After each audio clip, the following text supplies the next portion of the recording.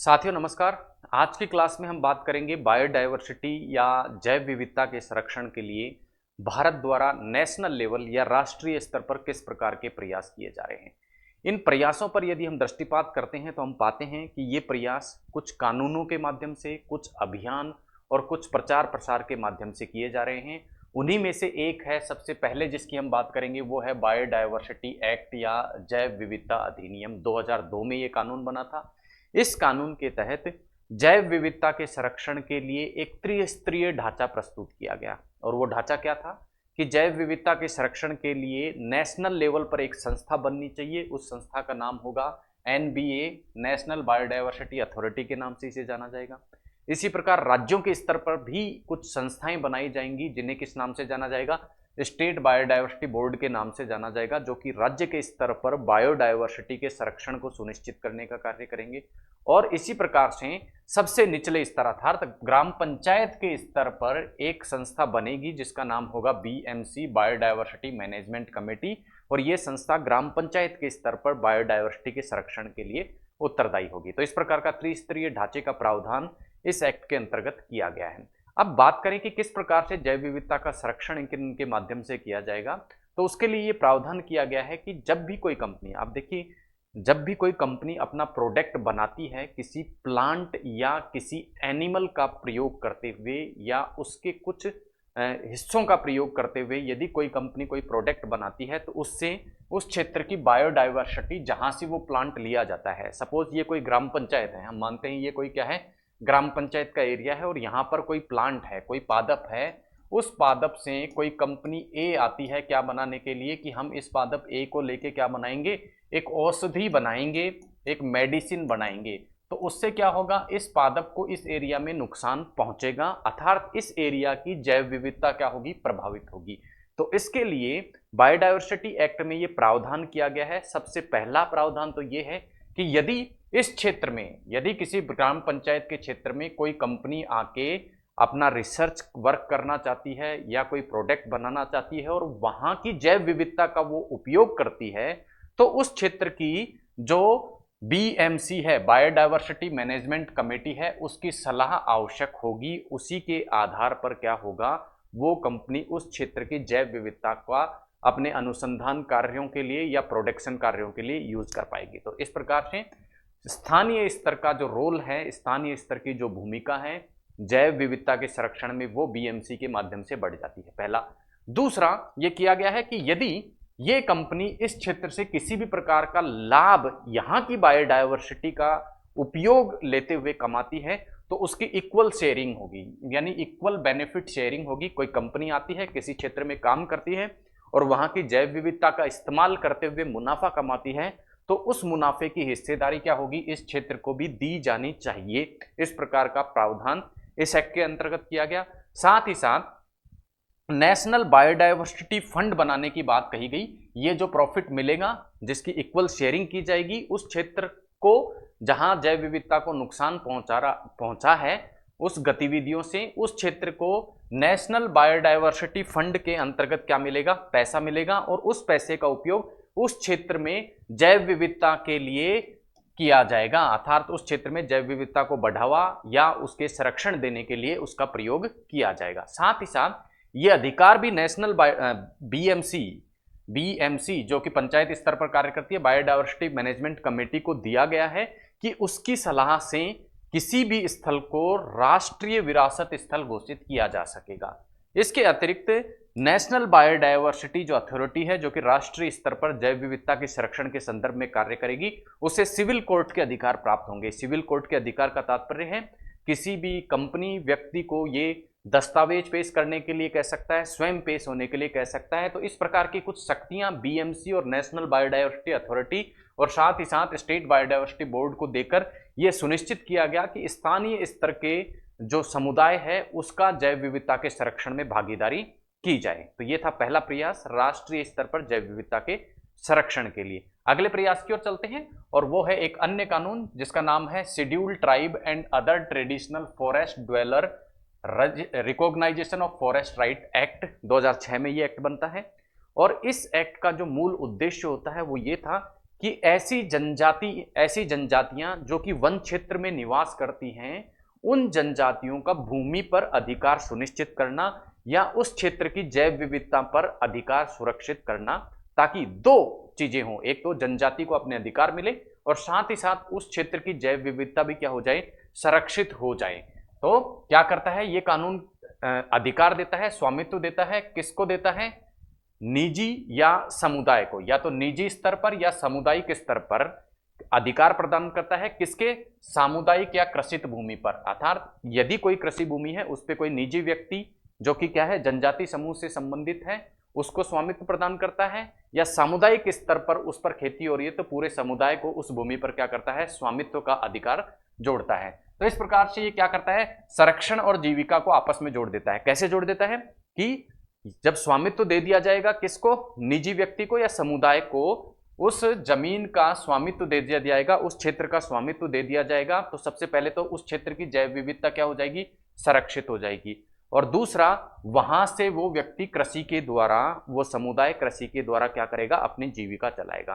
तो जीविका के साथ क्या जोड़ दिया गया, संरक्षण जोड़ दिया गया, ताकि स्थानीय समुदाय अधिक से अधिक संरक्षण में अपनी भागीदारी निभाएं।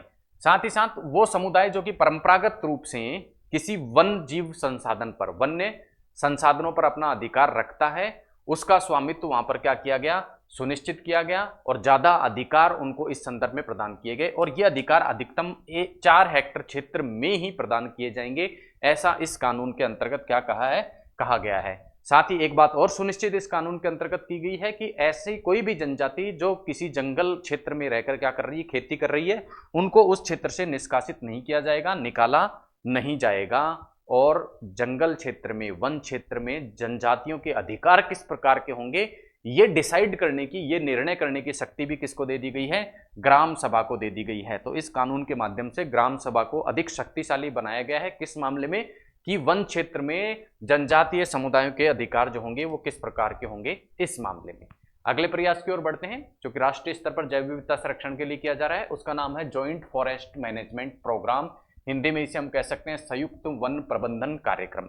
सरल शब्दों में इसका अर्थ समझे। इसके अंतर्गत क्या किया जाता है, वनीकरण के लिए, अर्थात वनों का जो क्षेत्र है उसको विस्तारित करने के लिए समुदाय का सहारा लेती है कौन? सरकार। यानी सरकार और समुदाय द्वारा मिलकर काम किया जाता है, मिलकर वन का जो क्षेत्र है उसको बढ़ाने का प्रयास जब किया जाता है तो इसे जॉइंट फॉरेस्ट मैनेजमेंट प्रोग्राम कह देते हैं। जैसा आपको इमेज में दिखाई दे रहा है, देखिए ये और ये स्थानीय समुदाय के पास मान लो कोई ये क्षेत्र है, उनके स्वामित्व में है, और ये क्षेत्र जो है वो कहाँ आ गया, किसके? सरकार के स्वामित्व में है। तो सरकार और स्थानीय समुदाय द्वारा ऐसा क्षेत्र जो इनके कॉमन टेरिटरी में पड़ता है वहां पर वनीकरण का यदि कार्य किया जाता है तो उसे क्या कह दिया जाता है? जॉइंट फॉरेस्ट मैनेजमेंट प्रोग्राम कह दिया जाता है। और इसके अंतर्गत वन विभाग, सरकार की तरफ से वन विभाग और स्थानीय समुदाय आपस में मिलकर क्या करते हैं, जैव विविधता के संरक्षण के लिए या वनों के क्षेत्र को बढ़ाने के लिए प्रयास करते हैं। और साथ ही साथ वनों से जो लाभ, ये वाला जो क्षेत्र है, यहाँ से वनों से जितने भी प्रकार के जो लाभ प्राप्त होते हैं उनकी इक्वल शेयरिंग होती है। इसका तात्पर्य क्या हुआ कि वन विभाग यानी सरकार और जो स्थानीय समुदाय है दोनों को ही उस क्षेत्र में मान लो किसी प्रकार की लकड़ी पशुचारण का कार्य होता है तो वो समुदाय को भी उसका लाभ मिलता है और सरकार को भी जैव विविधता के संरक्षण में इसका लाभ मिलता है। और इसके लिए जो तरीका अपनाया जाता है वो है सोशल फॉरेस्ट्री के अंतर्गत, जैसा कि इसके नाम से स्पष्ट होता है कि समुदाय द्वारा वनों के क्षेत्र को बढ़ाने का क्या किया जाता है, प्रयास किया जाता है। और ये सुनिश्चित किया जाता है कि वनों से 5 F हमें प्राप्त हो सके। अब ये 5 F कौन से हैं? पहला फूड, दूसरा फ्यूल, तीसरा फ्यूडर। फूड का मतलब खाद्य पदार्थ प्राप्त हो सके, फ्यूल मतलब कुछ ऐसे पादप भी हैं जिनसे ईंधन प्राप्त होता है तो ईंधन प्राप्त हो सके, साथ ही साथ फूडर मटेरियल प्राप्त हो सके, साथ ही साथ फाइबर रेशे, और साथ ही साथ फर्टिलाइजर या खाद उर्वरक के रूप में भी कई पादप कार्य करते हैं। ये सभी किसके तहत प्राप्त हो? हमें सामाजिक वनीकरण के माध्यम से प्राप्त हो। इसके लिए जो प्रयास किया जाता है उसे सोशल फॉरेस्ट्री के नाम से जाना जाता है। और सोशल फॉरेस्ट्री के अंतर्गत 3 तरीके आते हैं। पहला तरीका है फार्म फॉरेस्ट्री मतलब किसी भी व्यक्ति द्वारा अपने फार्म या खेत के चारों तरफ वन लगाना, ठीक है। तो निजी खेतों में जब वृक्षारोपण किया जाए तो उसे क्या कह देंगे? Farm forestry. कम्युनिटी फॉरेस्ट्री, समुदाय द्वारा मिलकर वनों के क्षेत्र को बढ़ाने का प्रयास किया जाए और सामुदायिक भूमि पर यदि वृक्षारोपण किया जाता है तो इसे क्या कह देंगे, कम्युनिटी फॉरेस्ट्री। और तीसरा है एक्सटेंशन फॉरेस्ट्री, और इसके अंतर्गत सरकारी भूमि पर जब वृक्षारोपण किया जाता है तो इसे किस नाम से जान लेते हैं हम, एक्सटेंशन फॉरेस्ट्री के नाम से जान लेते थे। तो ये था एक प्रयास जिसके माध्यम से जैव विविधता का संरक्षण के राष्ट्रीय स्तर पर प्रयास किए जा रहे हैं। इसी प्रकार के कुछ और प्रयासों की यदि हम बात करें तो एक ऐसा प्रयास है CAMPA, कैंपा जिसे बोला जाता है शॉर्ट में, और इसका तात्पर्य है compulsory afforestation fund management and planning authority. और इस कैंपा के तहत क्या जाता है, राज्य सरकार को क्या दिया जाता है, राज्य सरकार को धन दिया जाता है, पैसा दिया जाता है। किसके लिए दिया जाता है, वन क्षेत्र बढ़ाने के लिए। वन क्षेत्र बढ़ाने के लिए क्या दिया जाता है, राज्य सरकार को पैसा देता है। कौन देती है, केंद्र सरकार देती है। और यानी वनीकरण के लिए वित्त जो है वो आवंटित किया जाता है, धन आवंटित किया जाता है। और धन कितना होता है, 5 वर्ष के लिए 1000 करोड़ रुपया किसको दिया जाता है, राज्य सरकारों को दिया जाता है। और इस कैंपा अथॉरिटी का जो चेयरमैन होता है, जो अध्यक्ष होता है राज्यों में, वो होता है चीफ सेक्रेटरी, वहां का मुख्य सचिव इसका अध्यक्ष होता है। साथ ही साथ ये प्रावधान किया गया है कि राज्यों को 90% पैसा तो केंद्र सरकार देगी, लेकिन जितना पैसा केंद्र सरकार देगी उसका 10% राज्यों को स्वयं भी अपने बजट से देना होगा। किसके लिए, वन क्षेत्र का क्षेत्रफल बढ़ाने के लिए। तो ये था कैंपा के रूप में जैव विविधता संरक्षण का राष्ट्रीय प्रयास। अगले नेशनल एफर्ट्स जो जैव विविधता के संरक्षण के लिए किया जा रहा है वो है राष्ट्रीय वन नीति। राष्ट्रीय वन नीति नाम से स्पष्ट है, वन क्षेत्र को बढ़ाने का प्रयास इसके अंतर्गत सम्मिलित है। और जब वनों का क्षेत्रफल बढ़ जाएगा, वन ज्यादा मात्रा में ज्यादा क्षेत्र पर वन जब होंगे तो स्वतः ही मृदा का अपरदन क्या हो जाएगा, रुक जाएगा। तो ये भी इसका क्या है, लक्ष्य है, मृदा का अपरदन रोकना। कैसे, वनों का क्षेत्रफल बढ़ा के। और जब वनों का क्षेत्रफल बढ़ेगा तो उसकी उत्पादकता भी निश्चित रूप से बढ़ेगी। इसी प्रकार सामुदायिक भागीदारी ली जाएगी। किसके लिए, वनों का क्षेत्रफल बढ़ाया तो जाएगा ही जाएगा, साथ ही जो वन क्षेत्रफल मौजूद है उस वन क्षेत्रफल की सुरक्षा के लिए, संरक्षण के लिए किसका, स्थानीय जो समुदाय हैं उनकी भागीदारी लाई जाएगी, उनको इसमें शामिल किया जाएगा।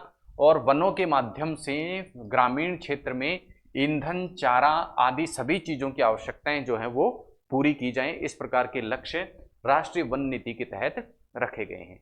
इसी प्रकार का एक अन्य प्रोग्राम है राष्ट्रीय वनीकरण कार्यक्रम, जो कि 2002 में स्टार्ट हुआ था। और इसका लक्ष्य भी क्या है कि जो जंगल ऐसे हैं जिनमें पेड़ों की कटाई ज्यादा हो रही है, जो नष्ट होते जा रहे हैं, उनमें से ज्यादा उनमें क्या करना, वृक्षारोपण करना। और ज्यादा से ज्यादा वृक्षारोपण करने के लिए 2 प्रोग्राम चलाए गए हैं। एक तो नेशनल एफॉरेस्टेशन और इको डेवलपमेंट बोर्ड की स्थापना भी इस संदर्भ में की गई है। तो ये थे कुछ राष्ट्रीय स्तर के प्रयास जो कि जैव विविधता के संरक्षण के लिए किए गए हैं, जो कि अब तक की क्लास में हमने पढ़े। आइए और देखते हैं कुछ प्रकार के प्रयास जो राष्ट्रीय स्तर पर किए जा रहे हैं।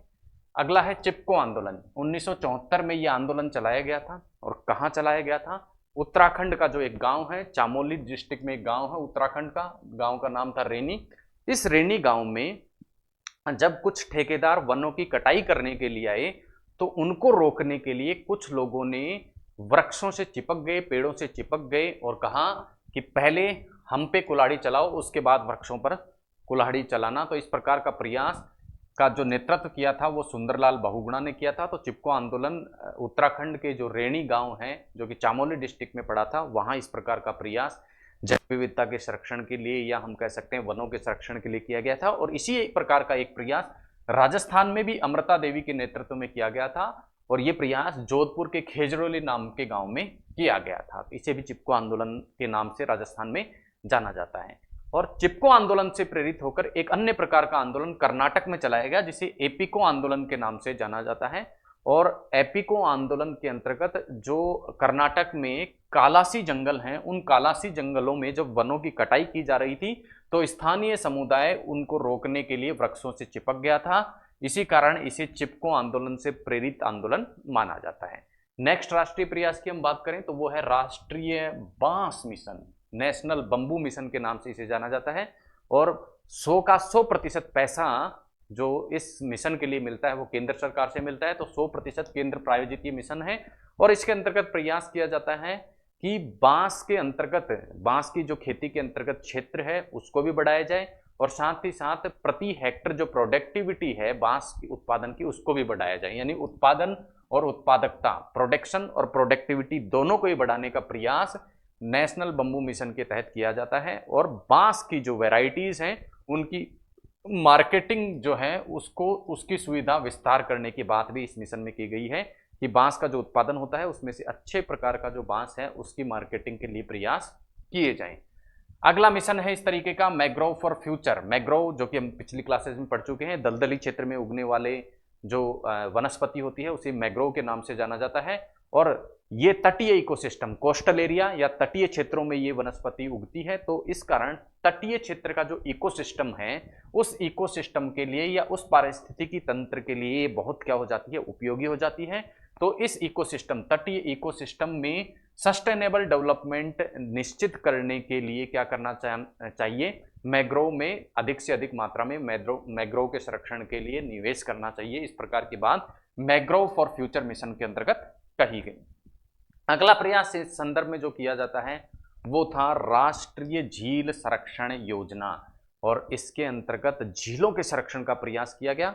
झीलों के संरक्षण का किस प्रकार का प्रयास इसमें किया गया, देखिए झील जो होती है वो लगातार सिल्टेशन के कारण उसकी जो तली है वो ऊपर आती हुई चली जाती है, यानी उसकी गहराई मिट्टी इकट्ठा होने से क्या होती जाती है, कम होती जाती है। इस तरीके से जब नगरीय और कस्बा क्षेत्र की जो झीलें हैं उनमें क्या होता है, बहुत सारी मिट्टी आके जमा हो जाती है जिसे क्या कह देते हैं, सिल्टेशन। या फिर प्रदूषण भी दूसरा कारण है जिसके कारण इनकी गहराई निरंतर क्या होती जाती है, कम होती चली जाती है और इनका तल जो है वो ऊपर उठता चला जाता है। उसको रोकने के लिए राष्ट्रीय झील संरक्षण योजना जो है वो प्रारंभ की गई थी। और इसके लिए सीवेज प्लांट अर्थात जो भी कचरा जो कि झीलों में बहाया जाता है उसको सीवेज प्लांट के माध्यम से गुजारा जाए, बायो रेमेडिएशन किया जाए। अब बायो रेमेडिएशन क्या होता है, बायो रेमेडिएशन का तात्पर्य है जो खतरनाक रसायन है, खतरनाक प्रदूषक हैं, उनको बायोलॉजी मतलब सूक्ष्म जीवों के माध्यम से क्या किया जाए, जब नष्ट किया जाए या कम घातक रसायनों में परिवर्तित कर दिया जाए तो उसे क्या कह दिया जाता है, बायो रेमेडिएशन प्रक्रिया कह दिया जाता है।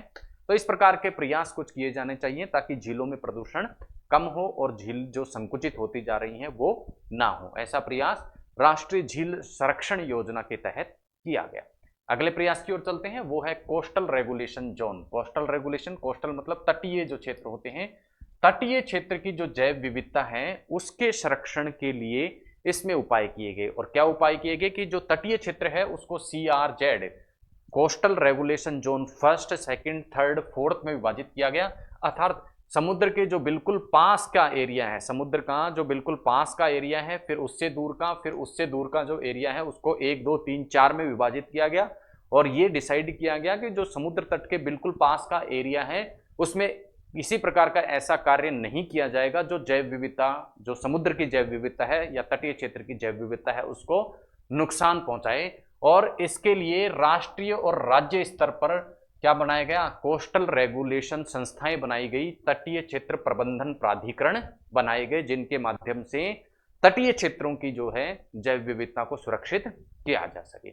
इसी प्रकार का अगला प्रयास था wetland conservation and management rule.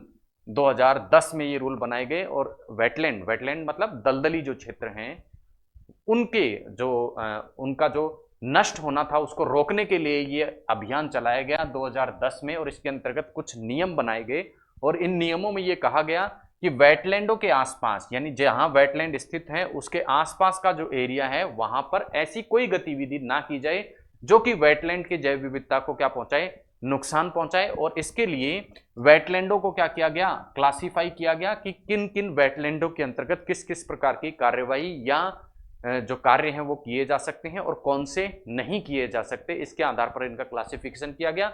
और एक केंद्रीय वेटलैंड नियमन प्राधिकरण की स्थापना की गई वेटलैंडों के जैव विविधता के संरक्षण के लिए। नेक्स्ट प्रयास की ओर देखते हैं, वो है वाइल्ड लाइफ प्रोटेक्शन एक्ट। एक कानून बनाया गया किसके लिए, जीवों की सुरक्षा के लिए, वन्य जीवों की संरक्षण के लिए। 1972 में ये एक्ट बनाया गया। और इस एक्ट में जितने भी पादप और जीव, ध्यान रखना नाम तो इसका क्या है, वाइल्ड लाइफ प्रोटेक्शन, लेकिन इसके अंतर्गत केवल जानवर नहीं, केवल जीव नहीं, अपितु पादपों का संरक्षण भी सम्मिलित है। अर्थात पादप और जीव दोनों की संरक्षण के लिए प्रयास किए गए। और जीवों और पादपों को 6 कैटेगरी में इसमें क्या किया गया, विभाजित किया गया। कैटेगरी कौन सी, category first, second, third, fourth, fifth और सिक्स्थ। फर्स्ट और सेकंड के अंतर्गत जो पादप या जीव इस कानून के अंतर्गत रखे गए, उन जीवों का क्या क्या किया गया, उन जीवों का शिकार और व्यापार जो है उसको प्रतिबंधित किया गया। उसको क्या किया गया? प्रतिबंधित किया गया, अर्थात सरकार से अनुमति लेकर ही इन जीवों का शिकार या व्यापार किया जा सकता है। और यदि सरकार से परमिशन बिना लिए इस प्रकार का कार्य किया जाता है तो भारी जुर्माना उस व्यापारी को भरना होगा। जो किन जीवों और पादपों के लिए? ऐसे जीव और पादप जिनको इस एक्ट के तहत किसमें क्लासिफाई कर दिया गया? सूची 1 और सूची 2, शेड्यूल फर्स्ट और शेड्यूल सेकंड में क्लासिफाई कर दिया। उसके बाद आती है सूची 3rd और 4th, शेड्यूल 3rd और 4th, और इसमें भी इस सूची में जो जीव सम्मिलित होंगे, जो पादप सम्मिलित होंगे, उनका भी व्यापार नहीं किया जा सकेगा। व्यापार यदि किया गया तो जुर्माना लगेगा, लेकिन फर्स्ट और सेकंड की अपेक्षा कम जुर्माना लगेगा। अर्थात फर्स्ट और सेकंड शेड्यूल में जो जीव और पादप सम्मिलित हैं उनके व्यापार पर जो जुर्माना लगता है उससे कम जुर्माना उन जीव जंतुओं और पादपों के व्यापार पर लगेगा जो कि 3rd और 4th शेड्यूल में शामिल हैं। उसके बाद 5th शेड्यूल में वर्मिन प्राणियों को रखा गया, और वर्मिन प्राणी का तात्पर्य है जैसे चूहा, ठीक है।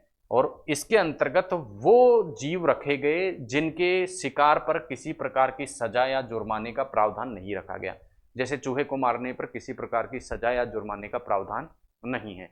उसके बाद नेक्स्ट कैटेगरी बनाई गई, कैटेगरी 6, और इसके अंतर्गत किसको रखा गया? वे पादप, वो प्लांट सम्मिलित किए गए जिनके उत्पादन, संचयन और व्यापार को क्या किया गया? प्रतिबंधित किया गया। जैसे रेड वांडा, ब्लू वांडा, इनका क्या ना तो कोई उत्पादन कर सकता है, ना संचयन कर सकता है, ना ही व्यापार कर सकता है। इस प्रकार के पादप जो रखे गए वो किस में रखे गए?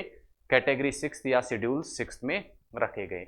तो इस प्रकार से पादपों का और जीवों का अलग अलग शेड्यूल्स में वर्गीकरण करके उन पर नियम लागू करके क्या किया गया? जैव विविधता के संरक्षण का प्रयास वाइल्ड लाइफ प्रोटेक्शन एक्ट 1972 के माध्यम से किया गया।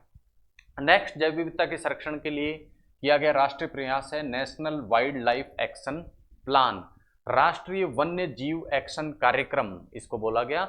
और इसके अंतर्गत क्या किया गया? प्रोटेक्टेड एरिया नेटवर्क को बढ़ाया गया। प्रोटेक्टेड एरिया नेटवर्क मतलब वन अभ्यारण्य, नेशनल पार्क, कम्युनिटी रिजर्व, इन क्षेत्रों के अंतर्गत, या फिर हम कह सकते हैं टाइगर रिजर्व, एलिफेंट रिजर्व, ये सभी एरिया क्या कहलाते हैं? Protected area. तो ये कहा गया कि यदि जैव विविधता का संरक्षण करना है तो आवास का संरक्षण करना पड़ेगा। किसके? जीव जंतु और पादपों के आवास का संरक्षण करना पड़ेगा। और आवास का संरक्षण करने के लिए प्रोटेक्टेड एरिया नेटवर्क को बढ़ाना पड़ेगा, अर्थात ऐसे एरिया को बढ़ाना पड़ेगा जो प्राकृतिक आवास दे, किसको? जीव जंतु और पादपों को, उस एरिया को बढ़ाया जाए। इसके अतिरिक्त इस प्रोटेक्टेड एरिया से बाहर भी यदि जीव जंतु निवास करते हैं तो उस एरिया का भी क्या किया जाए? संरक्षण के प्रयास किया जाए। और इस एरिया में संरक्षण गतिविधियों को बढ़ावा देने के लिए मानव संसाधन बढ़ाया जाए, ह्यूमन रिसोर्सेज का क्या किया जाए? डेवलपमेंट किया जाए। और वन्य क्षेत्र में पर्यटन जो है उसको नियमित किया जाए, प्रतिबंधित नहीं, नियमित किया जाए, उसका मैनेजमेंट किया जाए। क्षेत्र को, जो प्रोटेक्टेड एरिया है उनको कुछ क्षेत्रों में बांटा जाए और उसके आधार पर यह डिसाइड किया जाए कि कौन से क्षेत्र में जैव विविधता को कितना खतरा है, और उसी आधार पर वहां पर्यटन गतिविधियां जो हैं उनकी अनुमति दी जाए। इसी प्रकार वन्य जीवों के प्रबंधन के लिए वित्तीय सहायता का प्रावधान भी इस national wild life action plan के अंतर्गत रखा गया है। अर्थात जैव विविधता के संरक्षण के लिए फाइनेंस कहां से आएगा, धन कहां से आएगा, वो भी इस प्रोग्राम के अंतर्गत बताया गया है। नेक्स्ट आता है wild life crime control bureau. जैसा कि आपको नाम से दिख रहा है कि वाइल्ड लाइफ क्राइम, अर्थात जंगल में क्या होते हैं, यदि शिकार, जिन प्रजातियों के शिकार को क्या किया गया है? अवैध घोषित किया गया है, उनका यदि शिकार किया जाता है तो वो क्या कहलाएगा? वाइल्ड लाइफ क्राइम कहलाएगा। और इन अपराधों को रिकॉर्ड करने के लिए एक ब्यूरो की स्थापना की गई ताकि पता चल सके कि कहाँ कितनी मात्रा में जो शिकार है वो अवैध रूप से किया जा रहा है। और इसके लिए विदेशों से समन्वय भी स्थापित किया गया। कई बार ऐसा होता है कि शिकार करके विदेशों में क्या किया जाता है? किसी वस्तु को किसी पादप या जीव को भेजा जाता है जहां उसकी ज़्यादा डिमांड होती है। इसलिए इंटरनेशनल एजेंसी से समन्वय भी इस wild life crime control bureau के द्वारा रखा जाता है। और वन्य जीव जो अपराध हो रहे हैं, अर्थात अवैध शिकार हो रहा है या अन्य किसी प्रकार के ऐसे अपराध जो कि जानवरों के प्रति हो रहे हैं, उन पर कंट्रोल किस प्रकार से किया जाए, इसके लिए सलाह भी किसके द्वारा दी जाती है? Wild life crime control bureau द्वारा केंद्र सरकार को प्रदान की जाती है। नेक्स्ट जो प्रयास है इस संदर्भ में वो है wild life trust of India. वन्य जीवों के संरक्षण के लिए एक ट्रस्ट या एनजीओ की स्थापना की गई, जिसे किस नाम से जाना गया, wild life trust of India. अर्थात wild life trust of India क्या है, एक एनजीओ है। सबसे पहली चीज तो क्या है, एक एनजीओ है। और दो स्तर पर संरक्षण के प्रयास जैव विविधता के किए जाते हैं। इसके अंतर्गत पहला सरकार के स्तर पर और दूसरा स्थानीय समुदाय के स्तर पर, यानी सरकार और स्थानीय समुदाय मिलजुल कर कार्य करते हैं किसके संरक्षण के लिए, जैव विविधता के संरक्षण के लिए। और इससे क्या होता है, वन्य जीवों का जो अवैध व्यापार है उसमें रुकावट आती है, उसको रोका जा सकता है। साथ ही साथ जितनी भी संकटग्रस्त प्रजातियां हैं, ठीक है, उनके आवास की सुरक्षा सुनिश्चित की जाती है। संकटग्रस्त कोई प्रजाति कब हो सकती है, या तो उसका शिकार किया जाए या उसके आवास को नुकसान पहुंचाया जाए। तो इसके अंतर्गत शिकार भी रोका गया और उनके आवास को नुकसान भी रोकने का प्रयास किया जाता है। नेक्स्ट इस प्रकार का प्रयास है एनिमल वेलफेयर बोर्ड, वन्य जीव कल्याण बोर्ड। और वन्य जीव कल्याण बोर्ड का जो मुख्य उद्देश्य है वो ये है कि किसी प्रकार की क्रूएलिटी या क्रूरता यदि जीवों के प्रति होती है तो उसको रोका जाए और उसके लिए क्या बनाया जाए, एक कानूनी ढांचा बनाया जाए। चूंकि एक कानून के तहत ये किया जा रहा है तो एनिमल वाइल्ड लाइफ बोर्ड क्या है, एक सांविधिक संस्था है। जो भी संस्था किसी कानून के तहत स्थापित होती है उसे क्या बोल देते हैं, सांविधिक संस्था बोल देते हैं। कार्य मैंने आपको बताया कि जानवरों के प्रति क्रूरता को रोकता है ये, और इस क्रूरता को रोकने के लिए कुछ कानून या नियम बनाता है। और इसके अंतर्गत जब एक जीव का एक जगह से दूसरी जगह हस्तांतरण या ट्रांसपोर्टेशन किया जाएगा तो वो भी किस प्रकार से हो उसके लिए भी नियम बनाया जाएगा। उसके लिए भी ऐसा नहीं कि हस्तांतरण में किसी भी ऐसे कई बार हम देखते हैं कि इस प्रकार की गाड़ियों में जानवरों को भर दिया जाता है कि उन्हें सांस आना भी मुश्किल होता है, तो उन संबंध में नियम भी कौन बनाता है, animal welfare board of India बनाता है। साथ ही साथ बूचड़ खाने जहां पर जो है पशुओं को ले जाया जाता है आगे उनका मीट प्रोडक्शन करने के लिए या काटने के लिए ले जाया जाता है, तो उन बूचड़ खानों की जो स्थितियां हैं उनका प्रबंधन भी किसके द्वारा किया जाता है, एनिमल वेलफेयर बोर्ड के द्वारा किया जाता है। साथ ही साथ यदि कोई संस्था जानवरों को शरण देती है, अर्थात आवारा पशु जो घूमते हैं उनको शरण देती है, चारा देती है, उस संस्था को वित्तीय सहायता भी किसके द्वारा प्रदान की जाती है, animal welfare board of India के द्वारा करी जाती है। और पशु कल्याण के लिए जागरूकता कार्यक्रम भी किसके द्वारा चलाया जाता है, एनिमल वेलफेयर बोर्ड द्वारा चलाकर जो है जैव विविधता के संरक्षण को सुनिश्चित किया जाता है। इसी प्रकार का अन्य प्रयास है सेंट्रल जू अथॉरिटी। जैसा कि नाम से स्पष्ट है, ये क्या करेगी, जितनी भी जूज या चिड़ियाघर हैं उनमें जानवरों को किस प्रकार से रखा जाए उसके लिए क्या करती है, नियम बनाती है। यानी चिड़ियाघरों में जो जानवरों के रहने की दशाएं हैं वो अच्छी हो, उसके लिए नियमन करने का या नियम बनाने का कार्य कौन करता है, ये संस्था करती है। और मानक तय करती है कि किस प्रकार की परिस्थितियों में जानवरों को वहां रखा जा सकता है। और साथ ही साथ कैप्टिव ब्रीडिंग के लिए भी परमिशन ये देती है। अब ये कैप्टिव ब्रीडिंग क्या होता है, इसके लिए यदि हम बात करें तो कैप्टिव ब्रीडिंग का तात्पर्य होता है ऐसे जानवर, ऐसे जीव जो कि क्या हो रहे हैं, संकटापन्न है, लुप्त होते जा रहे हैं, उन लुप्त होते जीवों का यदि पशु वैज्ञानिकों की देखरेख में क्या किया जाए, जनन उनका करवाया जाए, तो इस प्रकार का जो जनन है उसे क्या कहते हैं, हम कैप्टिव ब्रीडिंग कह देते हैं। तो कैप्टिव ब्रीडिंग के संबंध में नियम कौन बनाता है, सेंट्रल जू अथॉरिटी। अगला प्रयास हम देखते हैं वो है प्रोजेक्ट टाइगर के रूप में, जो कि 1973 में स्थापित किया गया था ये प्रोजेक्ट। और इसके तहत देश में कई जगह क्या स्थापित किए गए, टाइगर रिजर्व स्थापित किए गए। और इन टाइगर रिजर्व की यदि हम बात करें तो टाइगर रिजर्व का जो पूरा एरिया है, आप देख पाएंगे ये जो पूरा एरिया होता है टाइगर रिजर्व का, इसका जो बीच का क्षेत्र कहलाता है वो तो क्या कहलाता है, कोर कहलाता है। क्या कहलाता है, कोर जोन कहलाता है। और इससे बाहर का जो ये ग्रीन वाला एरिया आपको दिखाई दे रहा है ये क्या कहलाता है, बफर जोन कहलाता है। कोर जोन जो होता है उसमें किसी प्रकार की मानवीय जो गतिविधियां हैं वो नहीं होती हैं, केवल एक चीज को छोड़कर। कोर जोन में जनजातीय क्षेत्र के हित की कोई बात है, उसके लिए यदि कोई मानवीय गतिविधि करनी पड़े तो वो की जा सकती है, बाकी की किसी प्रकार की मानवीय गतिविधि कोर जोन में नहीं होगी। इसी प्रकार बफर जोन की यदि बात की जाए तो बफर जोन कोर जोन के चारों तरफ का वो क्षेत्र है जहां पर मानवीय गतिविधियां क्या है, अलाउड हैं। अर्थात यहां पर्यटन के लिए व्यक्ति आ सकते हैं लेकिन कोर जोन में नहीं जा सकते। अब टाइगर्स के कंजर्वेशन या बाघों की जो संख्या है उसकी आवश्यकता क्यों पड़ गई थी, बाघों के संरक्षण की आवश्यकता क्यों पड़ गई, क्योंकि बाघों की संख्या निरंतर कम होती जा रही थी, लुप्त होता जा रहा था टाइगर प्रजाति। तो इसके लिए क्या बनाया गया, भारत ने भी प्रयास किए और एक संस्था बनाई जिसका नाम था NTCA, national tiger conservation authority. और इतना अधिक महत्व इस संस्था को दिया गया कि इसका जो चेयरमैन बनाएगा वो किसको बनाया गया, प्रधानमंत्री। और एक कानून के तहत इस संस्था का स्थापना की गई, तो ये सांविधिक निकाय हो गया। कानून के द्वारा जो भी संस्था स्थापित की जाए वो क्या हो गई, सांविधिक संस्था या स्टेचुअरी बॉडी हो जाती है। तो एनटीसीए पहला तो आपको ध्यान रखना है किस प्रकार की बॉडी है, स्टेचुअरी बॉडी है। अध्यक्ष कौन होता है, पदेन अध्यक्ष इसका कौन होता है, प्रधानमंत्री इसका पदेन अध्यक्ष होता है। और बाघों के संरक्षण के संबंध में उपाय या नियम बनाने का कार्य ये एनटीसीए देती है। और साथ ही साथ टाइगर रिजर्व्स में जो होते हैं, जो कि हमने ऊपर देखा टाइगर रिजर्व्स, इनमें किस प्रकार से पर्यटन की परमिशन दी जाए और टाइगर सुरक्षा के संबंध में किस प्रकार से प्रावधान या नियम इन क्षेत्रों में बनाए जाएं, उसका जो विनिर्णय करता है वो भी कौन करता है, एनटीसीए करता है। अब बाघों की हम बात कर रहे हैं, तो बाघों का जैसा हमने बताया कि संख्या उनकी घटती जा रही है। तो इस संख्या को हम किसके द्वारा निर्धारित करते हैं या इनकी जनगणना का तरीका क्या होता है, तो उसके 3 तरीके हैं। पहला पगमार्क द्वारा, अर्थात जंगल में टाइगर्स या उनके प्राकृतिक आवासों में जब वो चलते हैं तो उनके पंजों के निशानों को गिना जाता है और उसके आधार पर अनुमान लगाया जाता है कि कितने टाइगर्स इस जंगल में मौजूद हैं। इसी प्रकार कैमरा, जगह जगह कैमरा लगाकर भी, ठीक है। उसके अलावा फिंगर प्रिंटिंग के द्वारा उनके निशानों को माप कर भी क्या किया जा सकता है, जियो टैगिंग के द्वारा, जियो टैगिंग के द्वारा क्या किया जाता है, कुछ टैग उनके साथ अटैच कर दिए जाते हैं जिनके आधार पर उनसे मिली सूचना के आधार पर बाघों की संख्या निर्धारित की जाती है। तो ये थे जैव विविधता संरक्षण के अंतर्गत बाघों की संरक्षण विशेष संदर्भ में जैव विविधता का संरक्षण। इसी प्रकार का एक प्रोजेक्ट हाथियों के संरक्षण के लिए प्रोजेक्ट एलिफेंट नाम से 1992 में स्टार्ट किया गया और उद्देश्य क्या था, हाथियों की रक्षा करना। और इसके लिए वित्तीय और तकनीकी सहायता सरकार की ओर से क्या की गई, प्रदान की गई।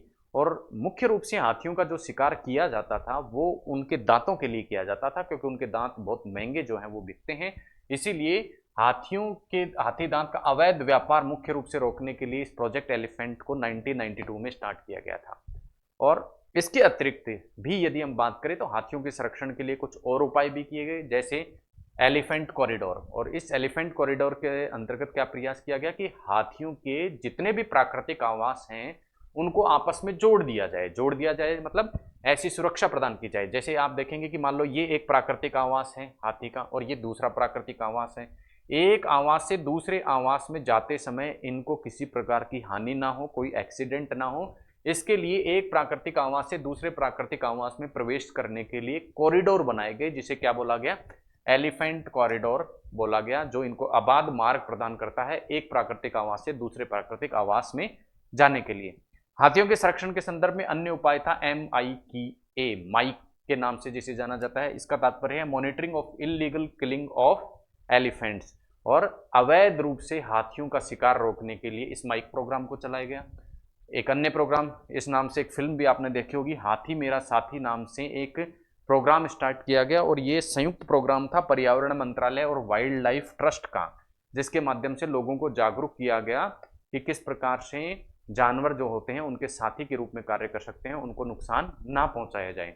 इसी प्रकार का एक अभियान चलाया गया गज्जू हाथियों के संरक्षण के लिए, और इसके द्वारा लोगों को जागरूक किया गया, प्रेरित किया गया कि वो अपनी भागीदारी निभाएं किसमें, हाथियों की सुरक्षा करने में, हाथियों का अवैध शिकार रोकने में। तो ये थे हाथियों के संरक्षण से संबंधित कुछ प्रयास। नेक्स्ट हम बात करते हैं गिद्धों की सुरक्षा के संदर्भ में भी इस प्रकार के कुछ प्रयास किए गए। अब गिद्धों की सुरक्षा को सबसे बड़ा खतरा जो था वो क्या था कि गिद्ध जो नष्ट हुए थे, हम देखते हैं कि पहले गिद्धों की जो संख्या है वो बहुत अधिक थी, लेकिन गिद्धों का नष्ट होने का जो कारण था उसकी यदि हम बात करें तो पशुओं को एक दवाई दी जाती है जिसका नाम है डाइक्लोफिनेक। अब डाइक्लोफिनेक नाम की ये जो दवाई है ये किसको दी जाती थी, पशुओं को दी जाती थी। अब डाइक्लोफिनेक दवाई खाया हुआ कोई पशु यदि क्या हो जाता था, मर गया, तो इसे क्या फेंक देते थे, मृत पशु को फेंक दिया जाता था। अब फेंक दिया जाता तो इसको कौन खाता था, फिर गिद्ध खाते थे, गिद्धों द्वारा भक्षण।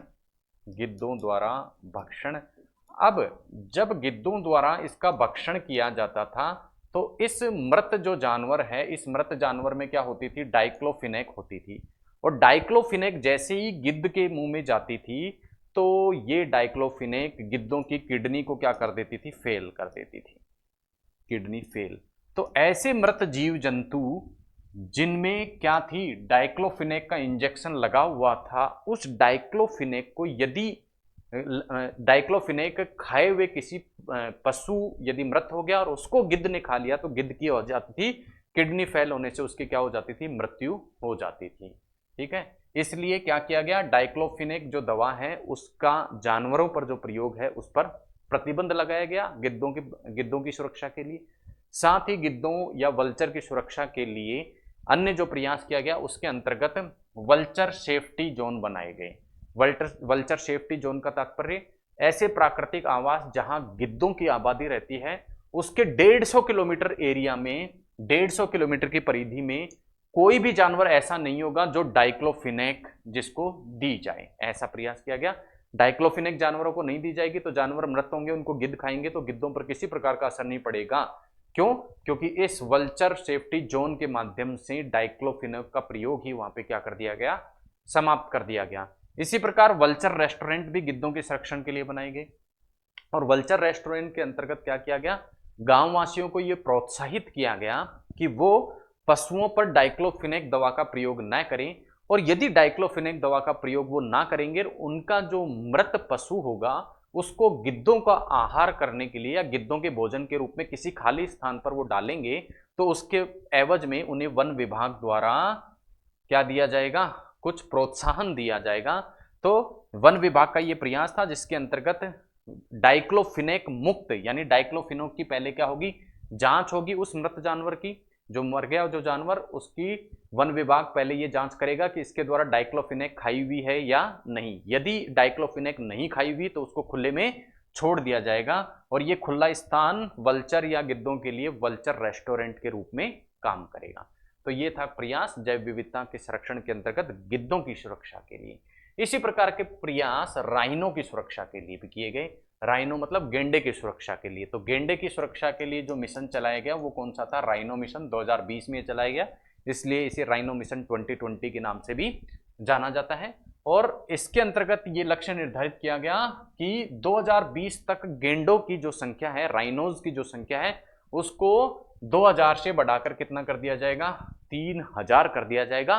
और इसके लिए संयुक्त रूप से असम क्षेत्र, क्योंकि असम क्षेत्र में गेंडे पाए जाते हैं, काजीरंगा जो अभ्यारण्य है वहां गेंडे बहुतायत में पाए जाते हैं, इसलिए असम राज्य का वन विभाग और वहां पर जो बोडो स्वायत्त काउंसिल कार्य करती है वो दोनों मिलकर इसके लिए क्या करेंगे, कार्य करेंगे। और इसके लिए क्या बनाया जाएगा, एक संरक्षित क्षेत्र या प्रोटेक्टेड एरिया राइनोज या गेंडों के लिए बनाया जाएगा। इस प्रकार के प्रयास किए जाएंगे राइनो मिशन 2020 के अंतर्गत। हिम तेंदुआ जिनकी संख्या भी दिनों दिन कम होती जा रही है, जो कि बर्फीले क्षेत्रों में मिलता है, उनकी सुरक्षा के लिए प्रोजेक्ट हिम तेंदुआ चालू किया गया। स्थानीय स्तर के लोगों का साथ लेने की कोशिश इसके अंतर्गत की गई कि स्थानीय समुदाय का साथ लेके उनकी भागीदारी करके क्या किया जाए, हिम तेंदुओं को सुरक्षित किया जाए, उनको शिकार से बचाया जाए। इसी प्रकार क्रोकोडाइल की सुरक्षा के लिए, घड़ियालों की सुरक्षा के लिए क्रोकोडाइल प्रोजेक्ट चालू किया गया। उद्देश्य था इसका कि मगरमच्छों की जो जनसंख्या है उनमें बढ़ोतरी की जाए और उसके लिए दो उपाय अपनाए जाएं, एक तो ग्रो एंड रिलीज और दूसरा रियर एंड रिलीज। इन दोनों उपायों के माध्यम से, क्रोकोडाइल प्रोजेक्ट के माध्यम से घड़ियालों की जो संख्या है, मगरमच्छ की जो संख्या है उसको बढ़ाया जाएगा। इस प्रकार का प्रयास जैव विविधता संरक्षण के अंतर्गत किया गया। इसी प्रकार का प्रयास किया गया समुद्री कछुओं की सुरक्षा के लिए, जिसे बोला गया समुद्री कछुआ प्रोजेक्ट। ओलिव रिडले प्रोजेक्ट के नाम से इसे जाना जाता है। क्यों? क्योंकि ओलिव रिडले नाम का एक कछुआ, ओलिव रिडले नाम के जो कछुए हैं ये मुख्य रूप से तटीय क्षेत्रों में, जो हमारा पूर्वी तटीय क्षेत्र है, उन पूर्वी तटीय क्षेत्रों में पाए जाते हैं। और पूर्वी तटीय क्षेत्रों में भी मुख्य रूप से क्या होते हैं, उड़ीसा का जो तटीय क्षेत्र है वहां पर पाए जाते हैं। अब समस्या क्या थी कि ये कछुए क्या करते थे, शहर की रोशनी को देखकर, जब भी इनकी तरफ रोशनी आती थी तो रात के समय में ये कछुए क्या करते थे, ओलिव रिडले कछुए रोशनी को देखकर तट की ओर भाग जाते थे। अब तट की ओर भाग जाने से इन्हें क्या हो जाता था, इनका शिकार शिकारियों द्वारा कर लिया जाता था। तो इनके शिकार को रोकने के लिए ऐसे प्रयास किए गए कि रोशनी जो है, शहर में जो लाइटें जलती हैं उनकी रोशनी इन तटीय क्षेत्रों तक न पहुंचे और इनकी जो संख्या जो कि लगातार कम होती जा रही थी उनमें बढ़ोतरी की जा सके। इसी प्रकार का प्रयास हंगुल की सुरक्षा के लिए, जो कि कश्मीर में पाया जाने वाला एक जानवर है हंगुल, उसकी सुरक्षा के लिए हंगुल प्रोजेक्ट कश्मीर में लागू किया गया। जम्मू कश्मीर और IUCN international union for conservation of nature and natural resource नाम की संस्था और WWF नाम की जो संस्था है, इन तीनों ने मिलकर हंगुल के संरक्षण के लिए जम्मू कश्मीर में प्रयास किया, जिसे हंगुल प्रोजेक्ट के नाम से जाना गया। गंगा नदी में डॉल्फिन नाम की एक मछली पाई जाती है। उस डॉल्फिन मछली की सुरक्षा के लिए, संरक्षण के लिए गंगा डॉल्फिन संरक्षण मिशन चालू किया गया और उसके अंतर्गत क्या किया गया, डॉल्फिन को राष्ट्रीय एक्वेटिक एनिमल, राष्ट्रीय जलीय जंतु का दर्जा दिया गया ताकि उसका संरक्षण क्या हो, सुनिश्चित हो। और जो हमने देखा था वन्य जीव संरक्षण अधिनियम, उसमें हमने शेड्यूल देखी थी 6, उसमें से इसको फर्स्ट शेड्यूल में रखा गया। फर्स्ट शेड्यूल मतलब इसके व्यापार करना या इसका शिकार करना पूर्णतः क्या होगा, प्रतिबंधित होगा, और यदि कोई शिकार करता है, व्यापार करता है, तो उस पर भारी जुर्माना लगाया जाएगा। इस प्रकार का प्रयास गंगा डॉल्फिन संरक्षण के अंतर्गत किया गया।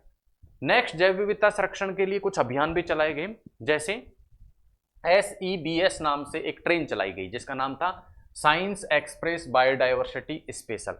और प्रयास क्या था, इस ट्रेन के माध्यम से जहां जहां से ये ट्रेन गुजरे वहां वहां लोगों को जैव विविधता और पर्यावरणीय जागरूकता के लिए क्या करना, प्रशिक्षित करना या उन्हें जागरूक करना। इसी प्रकार के अन्य उपायों की यदि हम बात करें तो हम देख चुके हैं पिछली क्लासेस में कि वन्य जीव अभ्यारण्य, बायोस्फीयर रिजर्व, राष्ट्रीय उद्यान और कुछ स्थलों को हेरिटेज साइट का दर्जा देके भी क्या किया जा सकता है, बायोडायवर्सिटी या जैव विविधता का संरक्षण किया जा सकता है। तो ये थे कुछ प्रयास जो कि राष्ट्रीय स्तर पर भारत के द्वारा किए जा रहे हैं। पहले से लेके अब तक के प्रयासों की हमने बात की। कुछ प्रयास 1972 से, जैसा हमने देखा प्रोजेक्ट टाइगर, उसके बाद 1992 में प्रोजेक्ट एलिफेंट, इसी प्रकार के प्रयास कुछ इतिहास में किए गए और वर्तमान में भी कुछ प्रयास किए गए, जैसे राइनो मिशन 2020। इन सभी प्रयासों को सम्मिलित रूप से हमने देखा और जाना कि कैसे इनके माध्यम से जैव विविधता के संरक्षण के प्रयास किए जा रहे हैं। मिलते हैं अगली क्लास में इसी प्रकार के एक अन्य टॉपिक के साथ में। तब तक के लिए धन्यवाद। जय हिंद।